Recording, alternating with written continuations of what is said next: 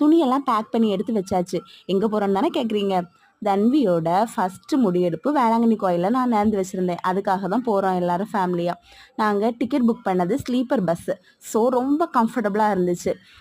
பேபிக்கு ஃபீட் பண்ணுறனால சாதாரண பஸ்ஸில் போயால் ரொம்ப டிஸ்கம்ஃபர்டபுளாக இருக்கும். ஆனால் நம்ம ஸ்லீப்பர் பஸ்ஸில் போனனால ரொம்ப கம்ஃபர்டபுளாகவும் இருந்துச்சு. பிள்ளைங்கள படுத்து உறங்க வைக்கிறதுக்கு ரொம்ப ஈஸியாக இருந்துச்சு. நானும் அம்மாவும் சேட்டனும் பிள்ளைங்களும் போயிருந்தோம்.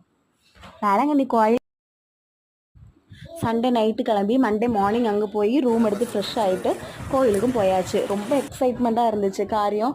பிள்ளைக்கு ஃபஸ்ட்டாக முடி எடுக்கிறது இல்லையே, அவன் அழுவானா என்ன, அது ரொம்ப இதாக இருந்துச்சு. ஆனால் அவன் பயங்கரமாக அழுதாங்க.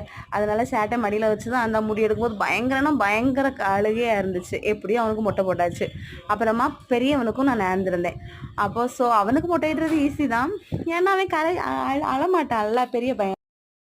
முட்டை போட்டுட்டு வெளியில் வந்ததும் ஒரு பக்கெட்டில் அங்கேயே தண்ணிலாம் கொடுத்தாங்க. அப்புறம் தலைக்கு தேய்க்கிறதுக்கு சந்தனம் எல்லாம் தேய்ச்சிட்டு 2 பிள்ளைங்களையும் கொண்டுட்டு சேட்டன் அம்மாவும் ஃப்ரெண்டில் நடந்தாங்க. இந்த தன்பி யார்கிட்டையும் போக மாட்டான். ஸோ அவனை நானே வச்சுக்கிட்டு நடந்து போனோம். ரொம்ப வெயிலாக இருந்துச்சு. ஸோ எப்படா ரூமுக்கு போகும் ரெஸ்ட் எடுக்கலான்னு சொல்லி வெயிட் பண்ணிகிட்டே இருந்தேன். அதே போல் ரூமுக்கும் வந்தாச்சு. வந்து ரெஸ்ட் எடுக்கலான்னு பார்த்தா இதுங்க 2 ரெஸ்ட் எடுக்க விடவே விடாதுங்க. 2 பேரும் விளையாடுறத பார்த்து நம்மளும் கொஞ்சம் என்ஜாய் பண்ணியாச்சு.